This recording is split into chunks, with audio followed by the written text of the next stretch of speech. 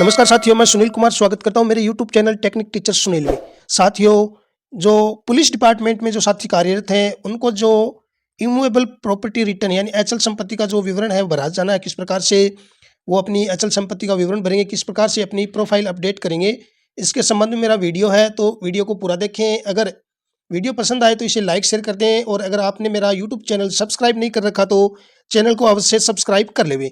तो सबसे पहले जो साथी हैं वो अपनी एसएसओ आईडी लॉगिन कर लेंगे, और उसमें जो राजकाज आईपीआर है उस पर क्लिक करके और राजकाज 2.0 में चले जाएंगे। तो आपके सामने इस प्रकार से ये इंटरफेस आएगा। कई साथियों की प्रॉब्लम आ रही थी कि उनकी मैपिंग नहीं हो रखी, तो ये मैपिंग डीडीओ द्वारा सही करवा के और आप आईपीआर भरेंगे। आपके सामने इस प्रकार से इंटरफेस आएगा। तो यहाँ पे सबसे पहले आप लोगों को जो अपना डिपार्टमेंट है वो गवर्नमेंट एम्प्लॉय सेलेक्ट करके और गेट स्टार्टेड पे क्लिक कर देना। सबसे पहला कार्य ये रहेगा। उसके बाद इस प्रकार से आपकी जो प्रोफाइल है उसमें दो सेक्शन आपको मिलेंगे, पर्सनल इन्फॉर्मेशन और सर्विस डिटेल्स। तो पर्सनल इन्फॉर्मेशन की जो सारी जानकारी है वो ऑटो भरी हुई मिलेगी। अगर नहीं भरी हुई है तो आप अपने डीडीओ से संपर्क करके इसको अपडेट करवा लें। यहाँ से आप लोगों को ये जो नेक्स्ट का ऑप्शन है, यहाँ पे जो नेक्स्ट का ऑप्शन है इस पर क्लिक करके और अगली टैब पे जो सर्विस डिटेल वाली टैब है इस पे चले जाना है। तो यहाँ पे आपको क्या कुछ भरना है, जो राजस्थान पुलिस में कार्यरत जो साथी हैं उनको क्या भरना है, यहाँ मैं पूरी जानकारी आप लोगों को दूंगा। यहाँ पे कुछ जानकारी भरी हुई मिलेगी आप लोगों को, कुछ जानकारी आप लोगों को भरनी है। तो सबसे पहले जो ज्वाइनिंग टाइप है वो यहाँ पे आपको रिक्रूटमेंट सेलेक्ट करना है। अगर भरी हुई है तो ठीक है, वरना इसको आप भर लेंगे। इसके बाद डेजिग्नेशन कैटेगरी, सर्विस डेजिग्नेशन यहाँ पे आप लोगों को सिलेक्ट करना है। इसके बाद जो तीसरा ऑप्शन रहेगा पेरेंट डिपार्टमेंट, पेरेंट डिपार्टमेंट में आप लोगों को इस पे जैसे क्लिक करेंगे तो यहाँ पे आप लोग होम नाम लिखेंगे। जैसे ही होम लिखेंगे होम डिपार्टमेंट ऑप्शन आ जाएगा, इसको आप लोगों को सिलेक्ट कर लेना है। इसके बाद यहाँ जो सर्विस रूल नेम, अगला जो पॉइंट रहेगा सर्विस रूल नेम का, यहाँ पे आप लोग क्लिक करेंगे तो जो 2 नंबर है Rajasthan police subordinate service rules, इस ऑप्शन को आप लोगों को यहाँ पे सेलेक्ट करना है। इसके बाद यहाँ सर्विस क्लासिफिकेशन, यहाँ सुबॉर्डिनेट सर्विस आप लोग सेलेक्ट कर लेंगे। इसके बाद डेजिग्नेशन में आप लोगों के लिए जो भी डेजिग्नेशन हो, यहाँ company commander, inspector, platoon commander, sub inspector, assistant sub inspector, head constable और कांस्टेबल, ये ऑप्शन है आपके लिए जो भी लागू हो, इनमें से आप लोग सेलेक्ट कर लेंगे। इसके बाद एम्प्लॉय टाइप में नॉन गजेटेड जो है वो आ जाएगा। अगर आप गजेटेड हैं तो ऑटोमेटिक ये गजेटेड यहाँ ऑप्शन आ जाएगा। इसके बाद यहाँ एम्प्लॉयमेंट टर्म में परमानेंट और ज्वाइनिंग डेट आपकी यहाँ मिलेगी।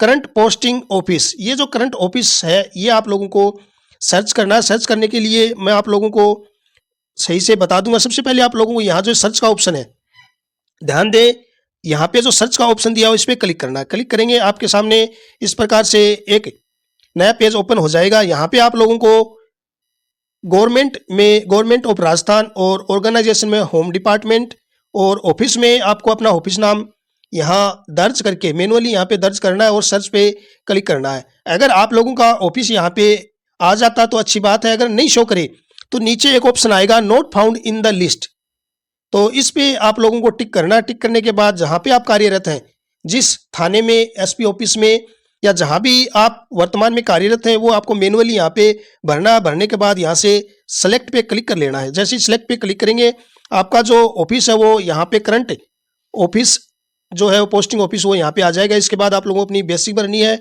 डीडीओ कोड भरना है, और अन्य जो नीचे की जानकारी है वो ऑटो फील्ड मिलेगी। तो इस प्रकार से यहाँ पे आप लास्ट में सबमिट कर लेंगे तो ये आपकी जो प्रोफाइल है वो अपडेट हो जाएगी, और आपके सामने अगला जो पेज है इस प्रकार से आएगा। यहाँ पे आप लोगों को 2 ऑप्शन मिलेंगे, ऐड योर फर्स्ट प्रॉपर्टी और डिक्लेयर एज नील। तो दोनों के बारे में मैं बारी बारी से आप लोगों को बताऊंगा। अगर आप लोग, आपकी जो प्रॉपर्टी है वो नील है, यानी आपके नाम कोई भी अचल संपत्ति नहीं है, तो आप लोगों को ये जो डिक्लेयर एज नील है इस पे क्लिक करना है। इस पर क्लिक करेंगे। क्लिक करने के बाद इस प्रकार से आप लोगों के सामने अगला पेज आ जाएगा। यहाँ पे आप लोगों को डिक्लेरेशन पे टिक मार्क करना है और यहाँ से सबमिट करके ओटीपी से इसको वेरीफाई कर देना है। तो ये जो नील प्रॉपर्टी है वो सबमिट हो जाएगी। और अगर आपके नाम प्रॉपर्टी है तो आप लोगों को सबसे पहले जो अपनी पुरानी प्रॉपर्टी है, यानी पिछले साल अगर आपने कोई प्रॉपर्टी भरी है और उसको देखना है, उसी के अनुसार नई प्रॉपर्टी ऐड करनी है, उसी प्रॉपर्टी को ऐड करना है तो आप लोगों को यहाँ जो व्यू ओल्ड आईपीआर है, यानी पिछले सालों में जो आपने आईपीआर भरी है वो सेम अगर आपको रखनी है तो आपको यहाँ से पुरानी प्रॉपर्टी देखने के लिए व्यू ओल्ड आईपीआर पे क्लिक करना है।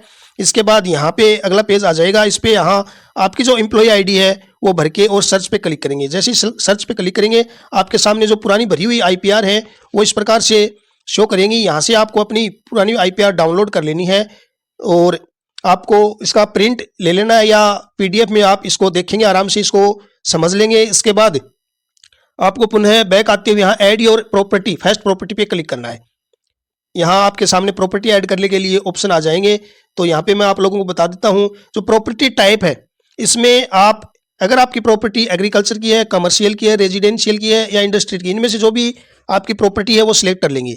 इसके बाद प्रॉपर्टी सब टाइप में यहाँ आप जो प्रॉपर्टी टाइप भरेंगे उसी के अनुसार यहाँ ऑप्शन आएंगे। मैंने यहाँ रेजिडेंशियल भरा है तो रेजिडेंशियल में अपार्टमेंट है, बिल्डिंग है, इंडिपेंडेंट हाउस है, प्लॉट है, फ्लैट है, विला है, लैंड है।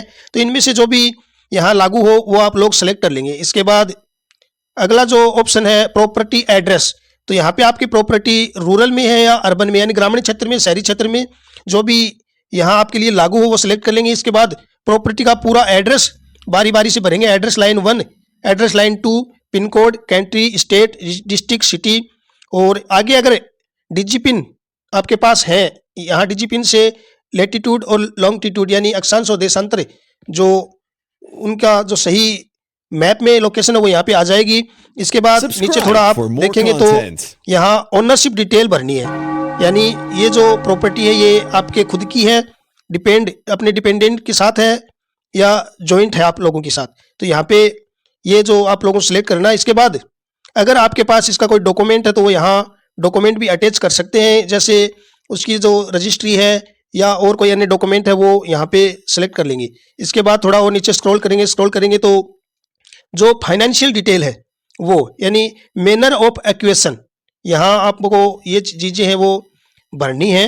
यहाँ डेट ऑफ एक्विजिशन यानी किससे खरीदा, कब खरीदा आदि सारी जानकारी यहाँ पे भरेंगे और जो ओनर जिनसे आपने खरीदा उसका नाम, उसके कॉन्टैक्ट डिटेल और प्रॉपर्टी की वर्तमान जो वैल्यू है वो, और इस प्रॉपर्टी से कितनी इनकम अभी हो रही है। अगर इनकम हो रही तो यहाँ इनकम भर देंगे, वरना शून्य करके और यहाँ से हम इसको सेव कर लेंगे। तो इस प्रकार से आपकी पहली जो प्रॉपर्टी है वो यहाँ ऐड हो जाएगी।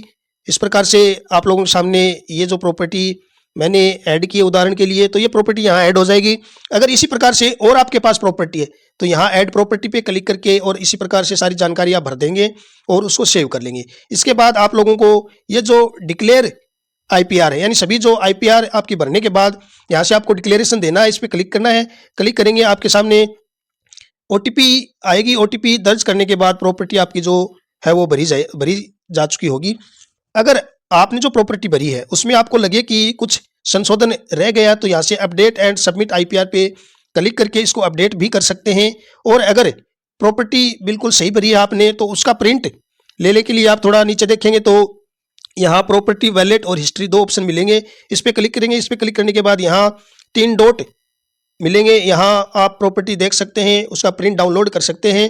हालांकि प्रॉपर्टी का जो पीडीएफ है डाउनलोड करने के लिए मैंने अलग से एक वीडियो बनाया हुआ है, आप मेरे चैनल पे जाके इस वीडियो को देख के और यहाँ से आप प्रॉपर्टी अपनी डाउनलोड कर सकते हैं और अपना जो प्रिंट है वो डीडीओ को देंगे ताकि आपका जो इंक्रीमेंट किसी भी रूप से प्रभावित न हो।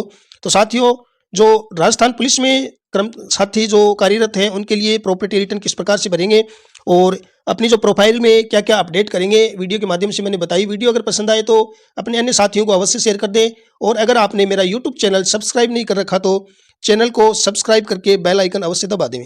धन्यवाद।